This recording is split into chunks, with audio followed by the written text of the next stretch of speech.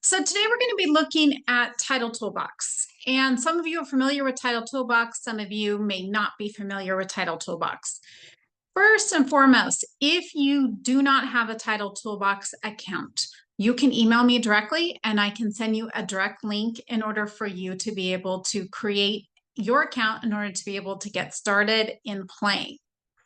The other thing that I want to highlight is that as I go through and explain some of the features that I'm going to be showing you today, just know that if you're in your Title ToolBox account and you're playing around with the various features that it has to offer, you can't break it.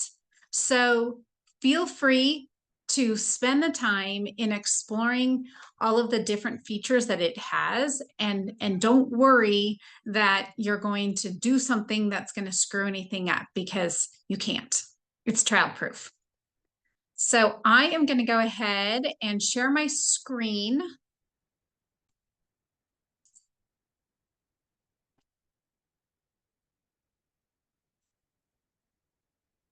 Okay.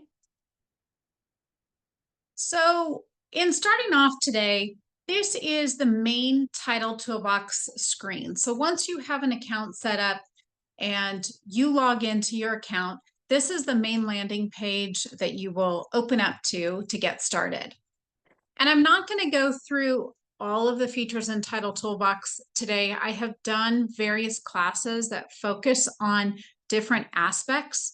So I'm just going to right now give a brief overview, and then I'm going to dial into what we are here to focus on today. And that's looking at how we can open doors through some of the direct leads data that Title ToolBox has to offer.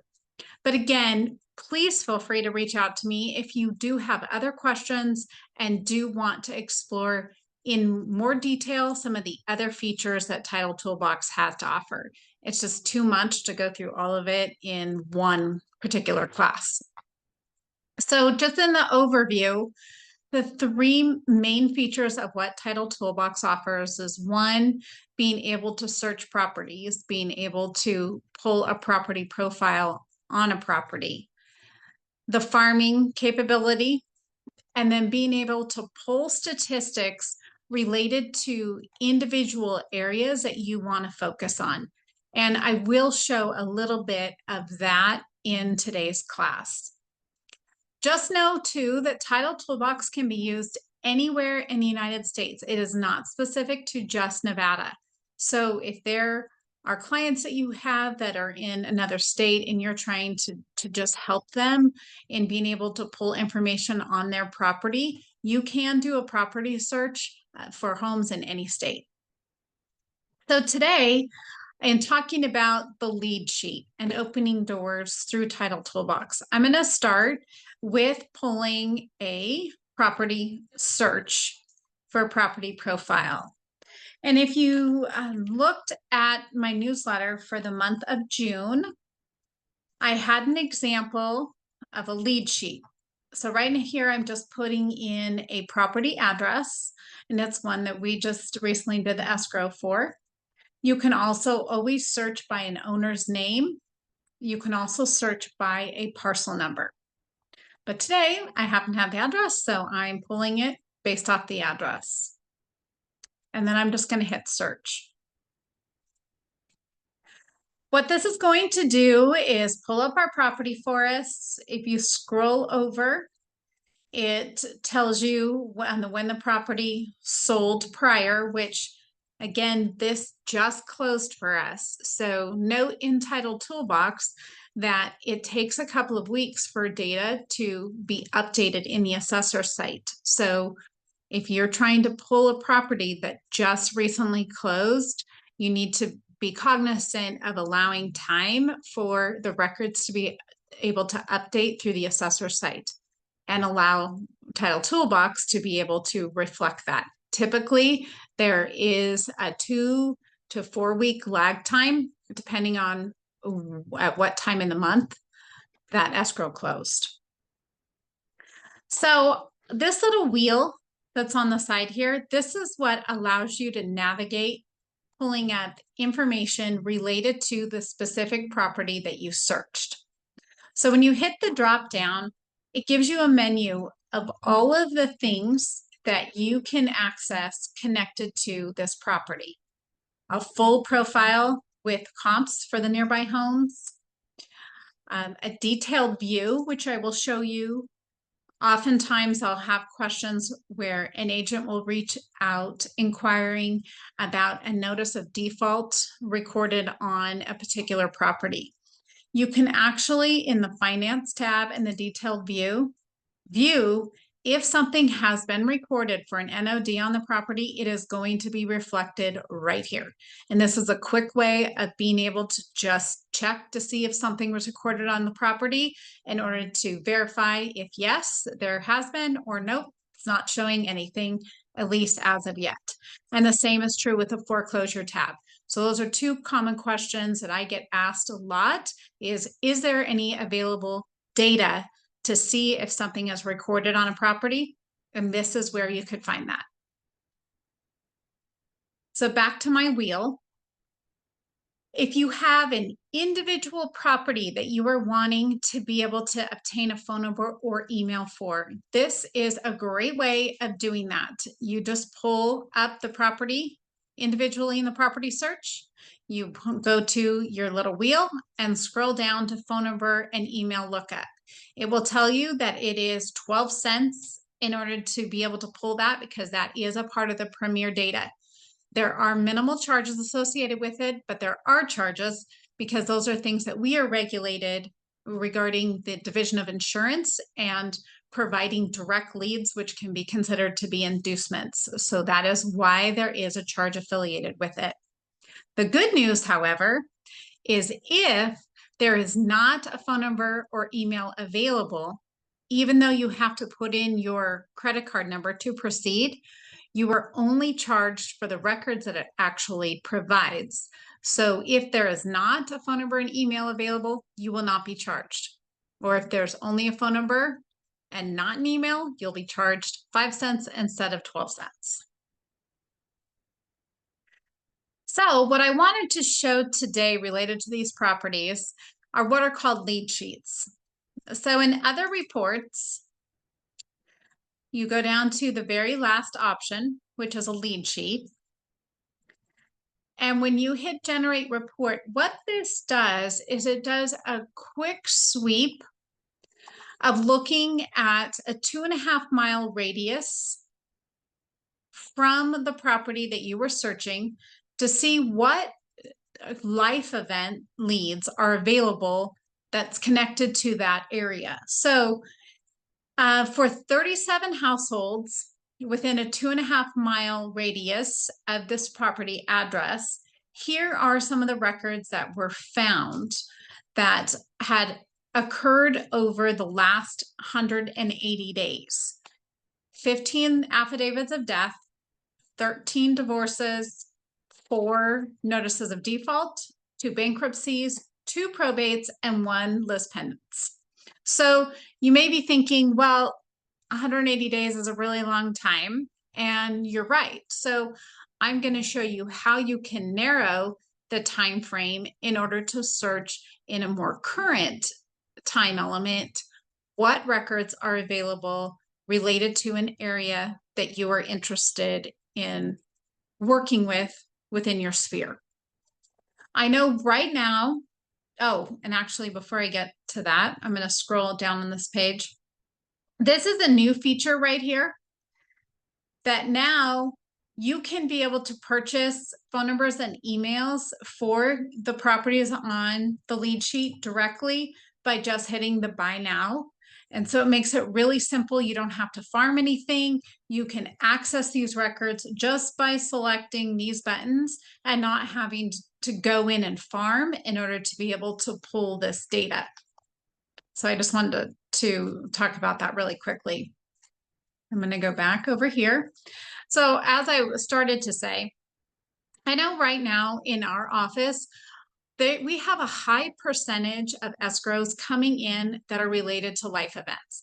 All of these things that just were showing in the lead sheet, these are all escrows that we are seeing an increase of because right now, the life events are a large percentage of homes that are going onto the market. We know that inventory is low. We know that there are sellers sitting on the fence because they don't want to give up their low interest rate that they have in their on their current property. So who is selling? Well, sure, there are those that need to move up or are looking at downsizing. But then there are those that are having to sell based off of the life events that I just went through that are on the lead sheet. So how do you market to those individuals and how do you find those individuals? So that's the next part of what I want to go through. Before I get to that, are there any questions so far that anybody has related to what I just showed you? Okay, so how do we find these and how do we go about marketing to them? So here is how you go about locating in certain areas where these life events are at. In your farming, I recommend doing a boundary search because it allows you to outline exactly the area that you want to focus on for your farming. So with the boundary farm, you start by putting in an address. So I'm going to use my same address that I pulled the property profile for. This little box that populates, you can exit out of it. Off to the far right is the plus so that you can actually zoom in and see where you're drawing these lines. So this property that I pulled this lead sheet from was in Saddlehorn. So I'm going to go ahead and farm the Saddlehorn area because it's an easy one to be able to do while I'm on a webinar. So this area in particular. With this little green thumbtack, every time you click your mouse, it allows you to pin and drag in order to draw the boundaries of where you're farming. And the very last click is a double click, and that's what allows you to advance and proceed forward. So when I do get count, all this is going to do is take me into the filters tabs, and it's going to tell me how many properties were in the farmed area that I just drew the boundary lines for. So because I'm looking for life event leads and I'm not focusing on putting out mailers in general, this number, a higher number, is a good number to have for doing a life event farm because you have less life events that happen. So when you have a smaller number that you're searching your farm for life events, you're going to have less results related to life events because it's proportionate. So all of these different filters that are available through Title Toolbox, when you're looking for life events, none of those filters matter because life events happen and people needing to sell related to life events, none of these other different features matter. So I'm just going to jump over to the Premier data. So in the Premier data, there's this leads tab. And in this little drop down, it's going to tell me within that farmed area in Saddlehorn, what life events are available. So if something is not showing here, that means that life event is not available, meaning that there are no records currently of a life event in this area that is not already showing here. So we know there's affidavits of death, people that purchased with cash recently, divorces, lis pendens, notices default, and a probate. So I'm going to pick divorce for this one. And here's where you can change the time frame. So instead of that lead sheet that does a 180-day look back, here in this tab, this is what allows you to pick the time frame that you want to be able to search for this data for. So I'm going to do out of the last X months. That is usually my favorite filter when I'm pulling these. So you can go anywhere of looking in the last 12 months to the last 6 months. So I'm going to start and just do a 6-month look back. So with divorces in the last 6 months, we'll see how many records are available. So there's none within the last 6. So if we do 12, there's 2. So you can see that difference related to the time frame. So how do you market to those individuals? You don't exactly want to send them a letter and say, hey, I heard you're going through a divorce. Sorry to hear that.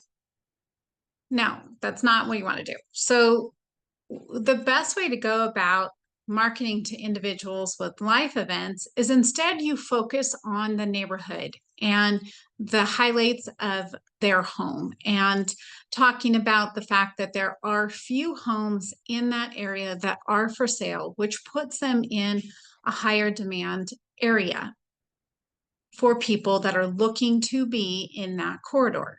So instead you send them a letter with some of the statistics, which I'm going to get to in a little bit, that is specific to the Saddlehorn neighborhood and the number of homes currently that are for sale, and that there are many buyers looking to move into that neighborhood. And if they would have any interest in a real estate review or having conversations around the specific market for that area, that you would love to have an opportunity to sit down and talk with them.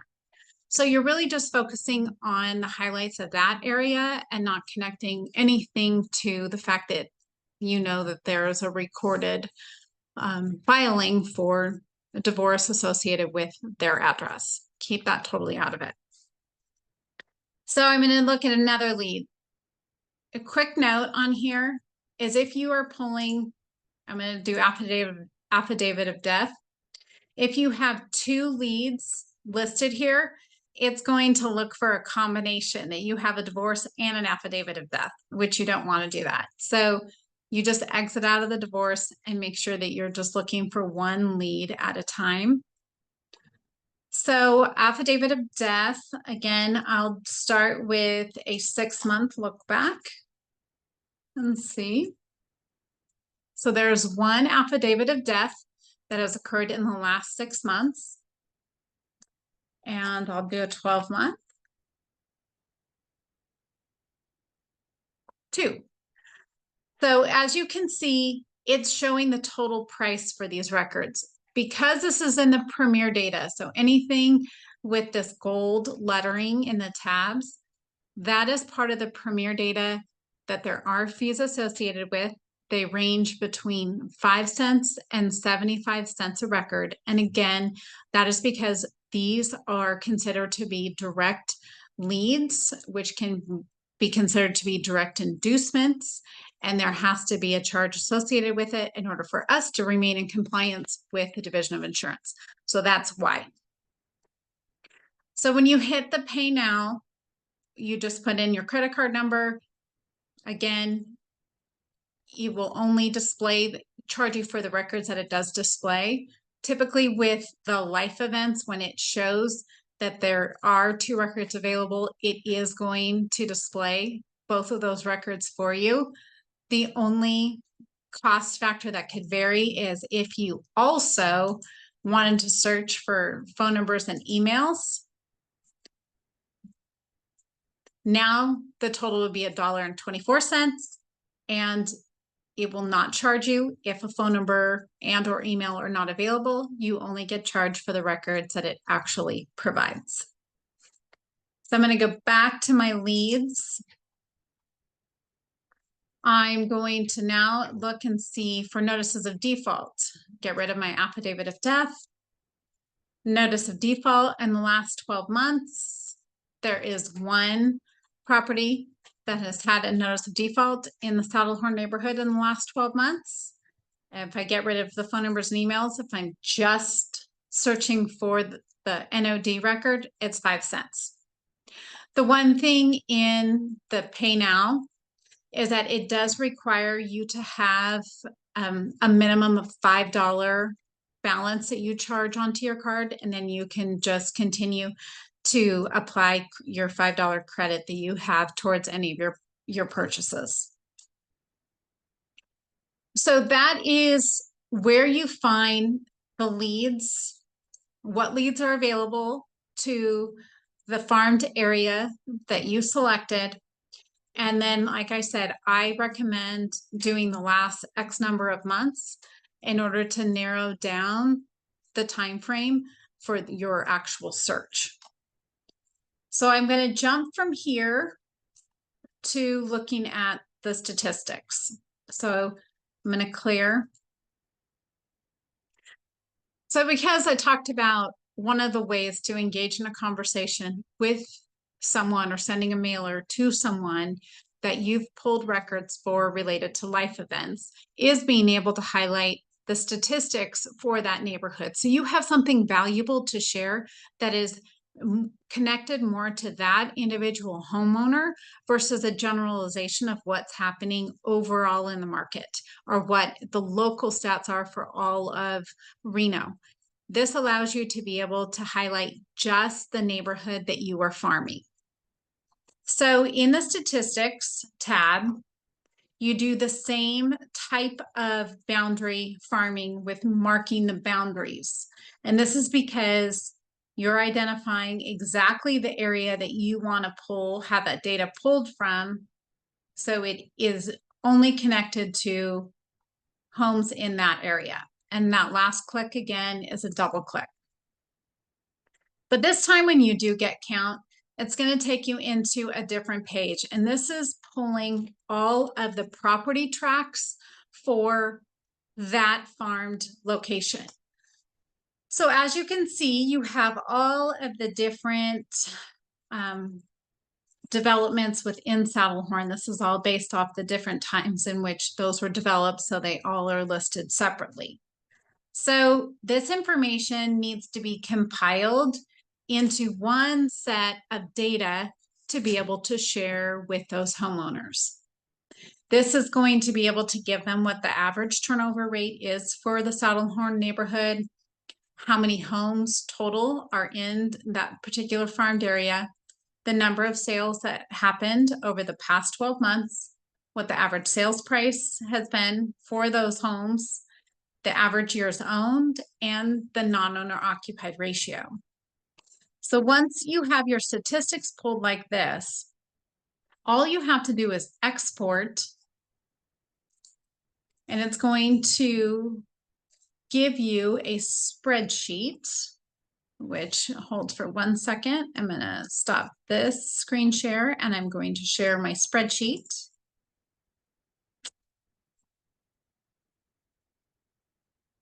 Okay.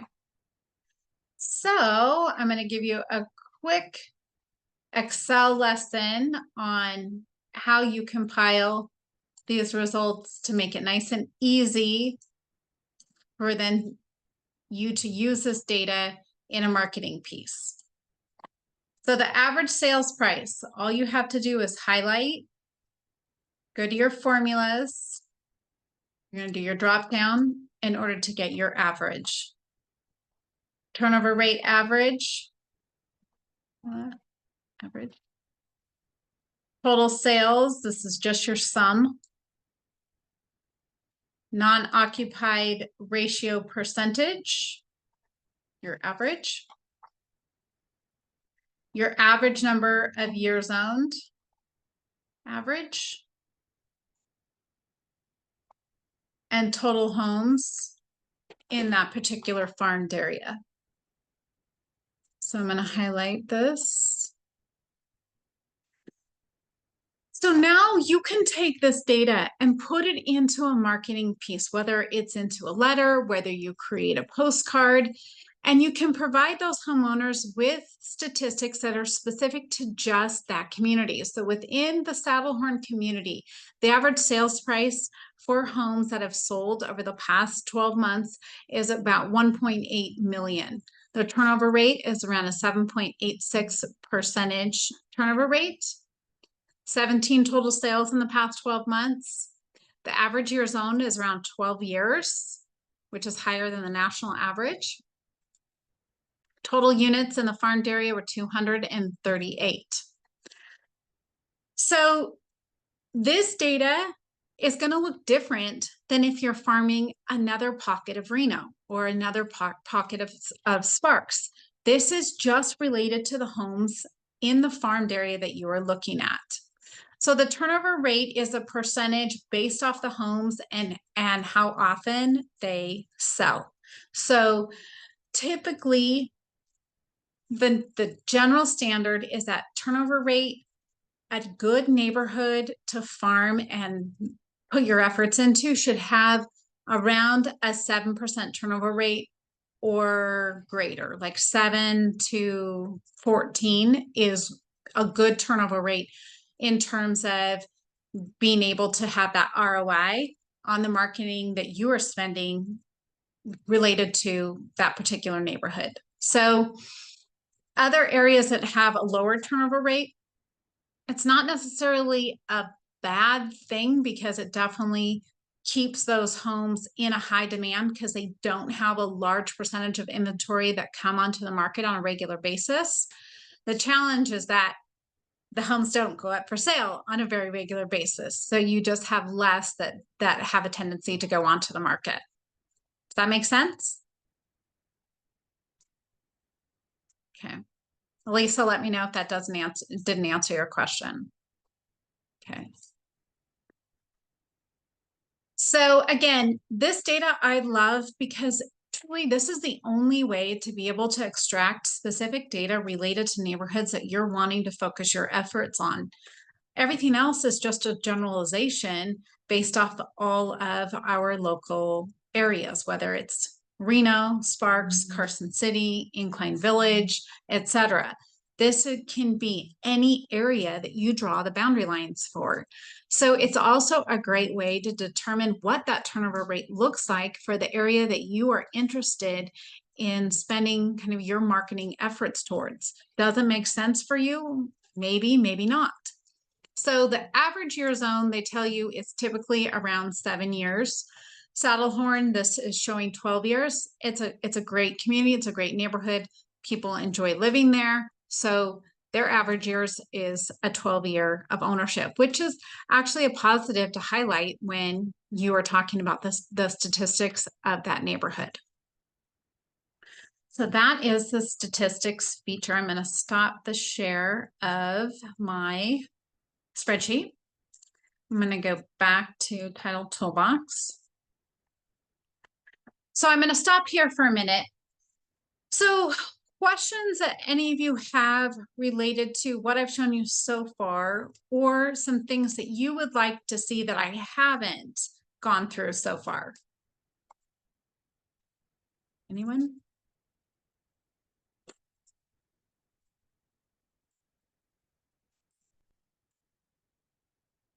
Okay, so going back to Title Toolbox, I am going to go back into my farming feature. I'm going to clear this for a second. So another search that you can do when you're doing life events, rather than drawing boundaries, is you can do an area search. So let's say that you want to focus on finding notices of default and you want to search within an entire zip code. I'm going to show you how you can do that. Let's see, question. Question is, can you search percentage only for high turnover neighborhoods? No, that's a good question. No, you cannot search just based off of a turnover percentage.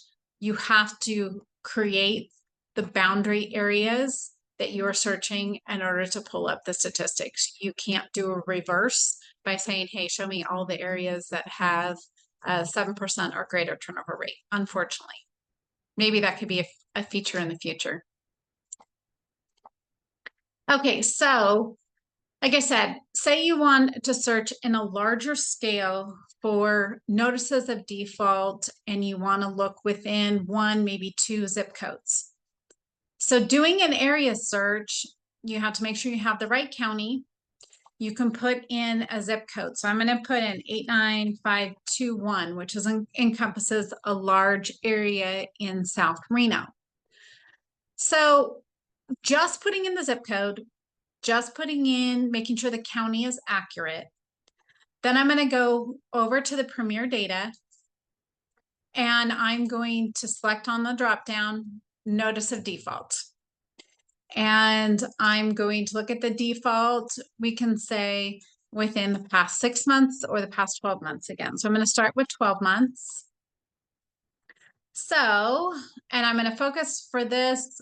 I'm going to search for just single family residence for this particular search. So I'm going to exit out of condo. So when I do get count, it's going to tell me how many notices of default over the last 12 months have been filed for 89521. And there were a total of 330, which is a total of $16.50. So the costs are extremely minimal in being able to pull life events where you know, okay, something is going on with these properties. And when you purchase the records and then you're able to download and view the property addresses, you can do more research around when the home was purchased, because you can pull that up in the property search, which then can give you an idea of, based off the sales price when they purchased it and how long it's been, the amount of equity that they may or may not have in the home. And that's when you can gauge your marketing to talk a little bit more about what has happened in the market in whatever that course of time has been between when that individual purchased and now, and ways of being able to capitalize on the equity in their home by taking advantage of today's market and the low inventory numbers and the fact that we do still have a high demand. So you just have to think about how you are phrasing and putting out that solicitation of a sort. But in the back of your mind, you already know that there's been an NOD filed on the property. So you can also be helping those homeowners by getting them out from underneath debt that they may have be accumulating and dealing with based off the NODs. So I'm going to go back to my lead. I'm going to decrease it to 6 months just to see the difference.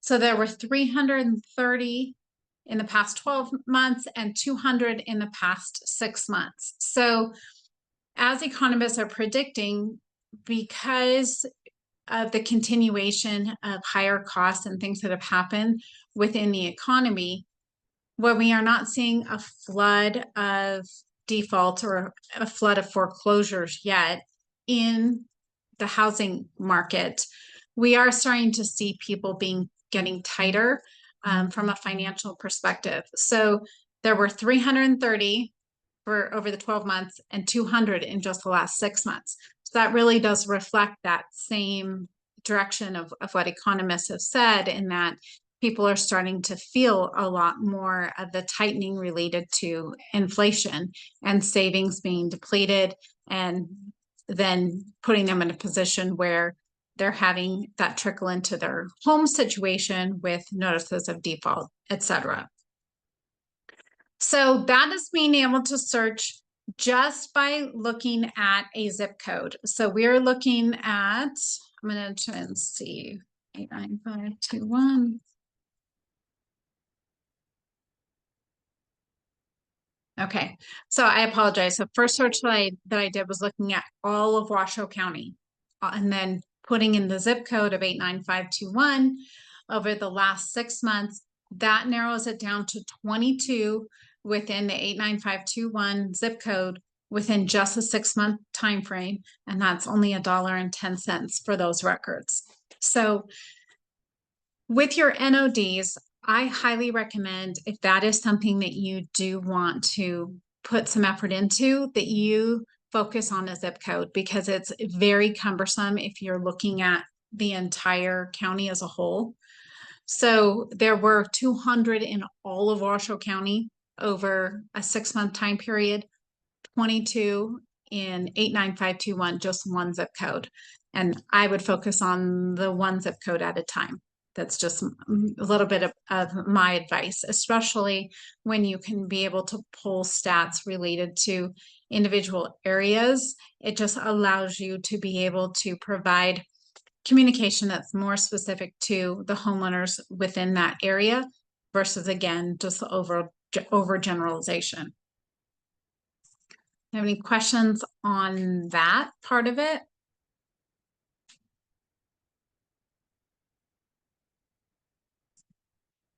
Okay. So with these leads, this was pulling notices of default. But again, you can also pull any of the other life events through area searches and looking at things from zip code to zip code basis. You don't have to actually draw the boundary lines. It's just a different way of being able to pull the data. So if we look again at divorces in the last 6 months in 89521, there are a total of 12 properties, and those records are $6 for the divorce records. With any of these, you do have the option to go over to the phone numbers and emails and select if you would like to have that included, and then do the get count, and it will give you what the total charge would be for the divorce records within the last 6 months, including phone numbers and emails. So I'm gonna exit out of this. So let me see if I want to show.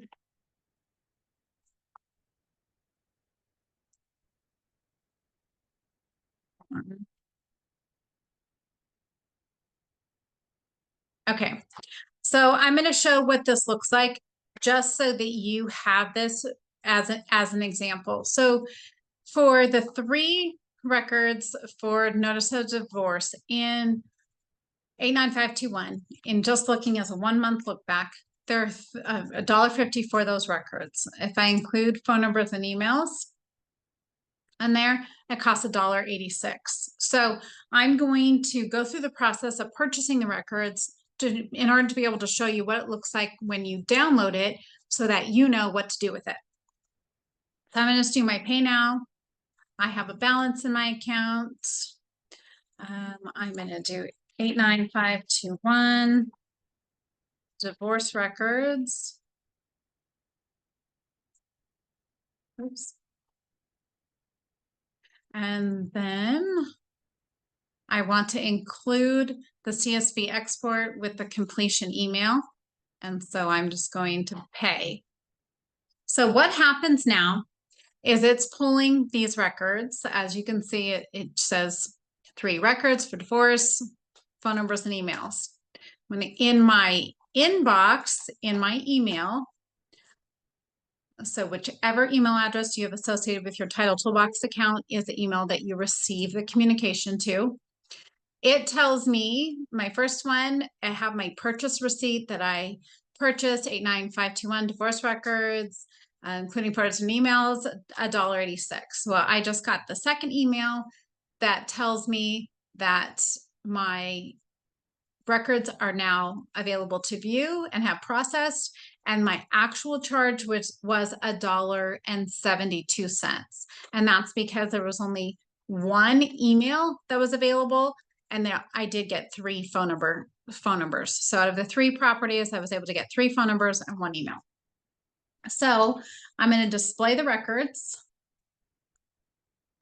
Okay, so what this is showing here, when you download your records, the property address, as you scroll over, it gives you the owner's names.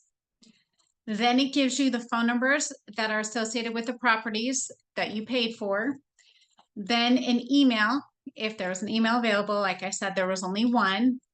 And as you keep scrolling over, this is where it'll have the divorce record in order to be able to see a little bit more of when it was filed and what a little bit more on what's going on with that, whether there's children involved or not.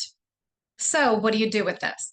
Well, first of all, any of the data that you purchase only stays live in Title Toolbox for about 2 weeks because it refreshes and updates.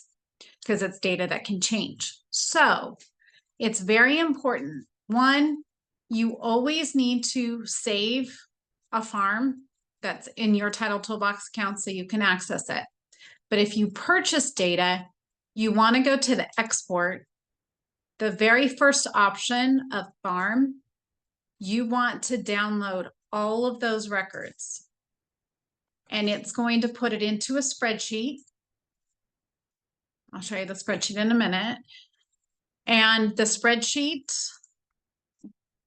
you need to make sure you save, you name it, and save it on your computer so that you have that data now, as long as you keep it saved on your computer. So when Title Toolbox updates and refreshes, it will still have your farmed area, but the phone numbers and email data will not stay active in that account forever.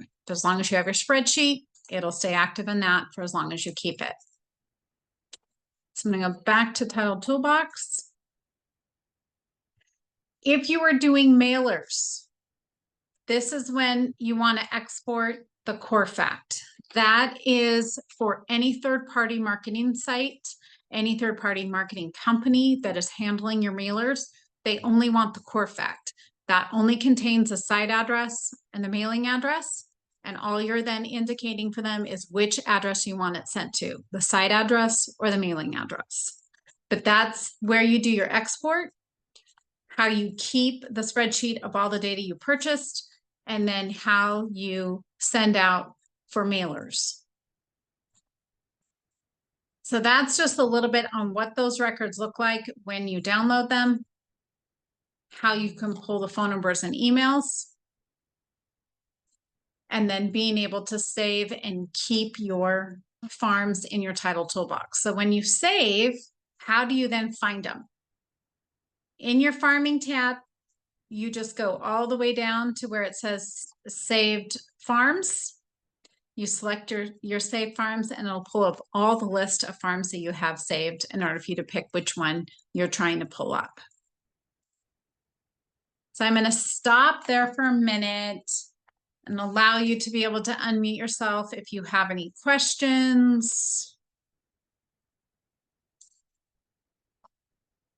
Anything that you want to be able to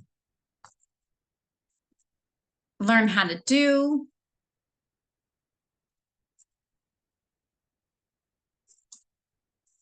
Okay.